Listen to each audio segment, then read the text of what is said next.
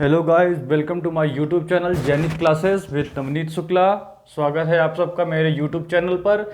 कल मैंने जैसे आपको बताया था बैटल ऑफ प्लासी के बारे में। 1757 होता है क्लाइव और सिराजुद्दौला के बीच में। यहाँ पे सिराजुद्दौला जो है वो हार जाता है, ठीक है। उसके बाद मीर जाफर को बंगाल का नवाब बना दिया जाता है। बदले में मीर जाफर को कंपनी को 24 परगना जो बंगाल का क्षेत्र रहता है उसकी जमींदारी अंग्रेजों को देनी पड़ती है और 37 लाख पाउंड का युद्ध हर्जाने के रूप में देना पड़ता है, ठीक। फिर मीर जाफर को 1757 से 1760 तक बंगाल का नवाब बनाया जाता है। इसके बाद में इसके दामाद यानी मीर कासिम को बंगाल का नवाब बना दिया जाता है। जो मीर कासिम होता है 1760 से 1763 तक बंगाल का नवाब बना रहता है। मीर कासिम ने अंग्रेजों को नियंत्रित करने के लिए 4 कदम उठाए। कौन कौन से थे?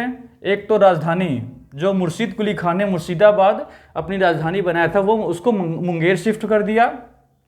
उसके बाद सैनिकों को यूरोपीय सैनिकों की तरह प्रशिक्षित किया। अभी तक हम देख रहे थे जो मुगल काल के सैनिक थे वो अलग तरीके से प्रशिक्षित किए जाते थे, ठीक है, भारतीय परंपरा के अनुसार। बट यहाँ पर यूरोपीय ताकत को देखकर बैटल ऑफ बक्सर में जैसे यूरोपीय सैनिक प्रशिक्षित थे उस भांति इनको प्रशिक्षित किया गया, ठीक है। उसके बाद मुंगेर में तोपों और बंदूकों के निर्माण के लिए अलग से फैक्ट्रियां बहुत सारी बनने लगी। उसके बाद बंगाल के अंदर दस्तक प्रणाली जो लगी थी, आप याद करिए प्रीवियस क्लास में दस्तक प्रणाली स्टार्ट किसने किया था? फर्रुखसियर ने, ठीक है। फर्रुखसियर ने। ये क्या प्रणाली थी? टैक्स फ्री, जिसके अंतर्गत बंगाल के अंतर्गत आप बिना टैक्स के व्यापार कर सकते हैं। इसको भी मीर कासिम ने बंद कर दिया। और ये सब चीज़ें जब हो गई तो अंग्रेजों को यह चीज़ें रास नहीं आई, जिससे अंग्रेजों ने 1763 ईस्वी में मीर कासिम को बंगाल के नवाब के पद से हटा दिया और फिर से किसे बंगाल का नवाब बना दिया? मीर जाफर को बना दिया, ठीक। उसके बाद ये बातें भाई मीर कासिम को भी अच्छा नहीं लगा और वो अंग्रेजों के खिलाफ एक सैन्य गठबंधन बना लिया।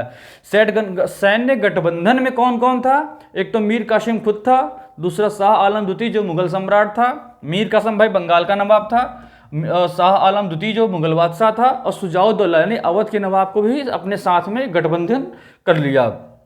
उसके बाद भाई गठबंधन हुआ तो किसका रूप पकड़ा? बैटल ऑफ बक्सर हुआ। किसके किसके बीच में हुआ? एक तो पहले डेट याद रखेंगे, 1764 में हुआ।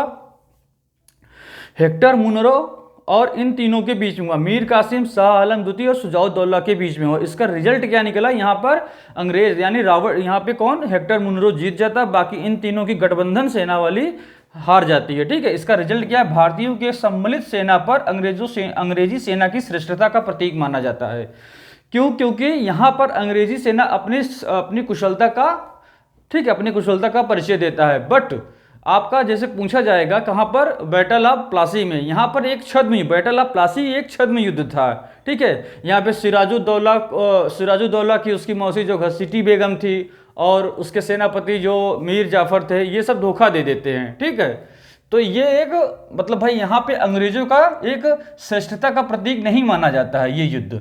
बट ये युद्ध जो है बैटल ऑफ बक्सर, यहाँ की इनकी अंग्रेजी सेना की श्रेष्ठता का प्रतीक माना जाता है। उसके बाद क्या हुआ? बक्सर के युद्ध के दौरान बंगाल का नवाब कौन था? मीर जाफर था, जैसे मैंने अभी आपको बता दिया है। मीर कासिम के बाद मीर जाफर बनता है और 1765 में मीर जाफर की मृत्यु होने के बाद अंग्रेजों ने उसके पुत्र नजमुद्दौला को बंगाल का नवाब बनाया, ठीक है।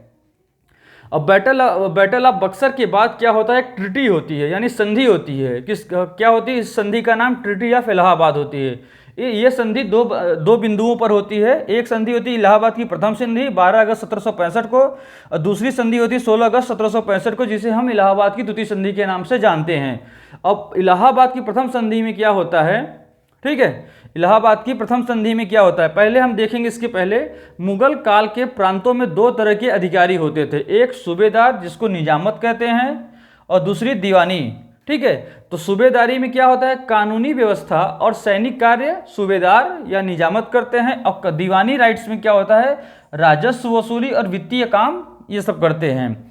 तो ट्रीटी ऑफ इलाहाबाद में पहली वाली संधि में 12 अगस्त 1765 में होता क्या है? 26 लाख वार्षिक रुपए के बदले बंगाल, बिहार और उड़ीसा में दीवानी राइट्स अंग्रेजों को दे दी जाती है, ठीक है। अंग्रेजों के पास चली जाती है दीवानी राइट्स, यानी कौन सी? दीवानी, ये वाली राजस्व वसूली और वित्तीय काम, ठीक है।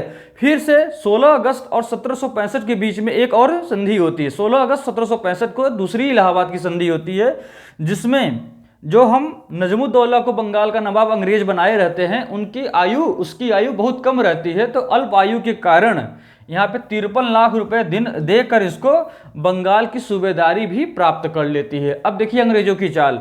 बंगाल में एक तो पहले से राजस्व व्यवस्था, यहाँ दीवानी राइट्स अंग्रेजों के पास थी, ठीक है भाई। बंगाल में दीवानी राइट्स भी थी, बिहार में भी थी और उड़ीसा में थी, बट बंगाल को आप ध्यान से देखिए, ये केंद्र बिंदु उस समय हुआ करता था। और उसके बाद जो इलाहाबाद की द्वितीय संधि हुई, बंगाल में फिर से सूबेदारी की भी जो सूबेदारी वाली थी वो भी इन्होंने प्राप्त कर लिया, निजामत वाली व्यवस्था भी अब देखिए प्राप्त कर लेती है। अब देखिए यहाँ पर होता क्या है, सूबेदारी व्यवस्था और दीवानी व्यवस्था दोनों अंग्रेजों के पास बंगाल में आ जाता है। अब यहाँ से अंग्रेजों का कंट्रोल बंगाल पर पूरी तरीके से हो जाता है। अब भाई दोनों चीजें, दोनों अधिकार अंग्रेजों के पास आ जाएंगे, तो जो सैन्य अधिकारी अंग्रेज रखेंगे वो अपने हिसाब से रखेंगे, जिसको चाहेंगे उसी को रखते हैं, ठीक है। यहाँ से भारत पे कंट्रोल करना, भारत पर व्यापार करना अंग्रेजों के लिए काफी आसान हो जाता है।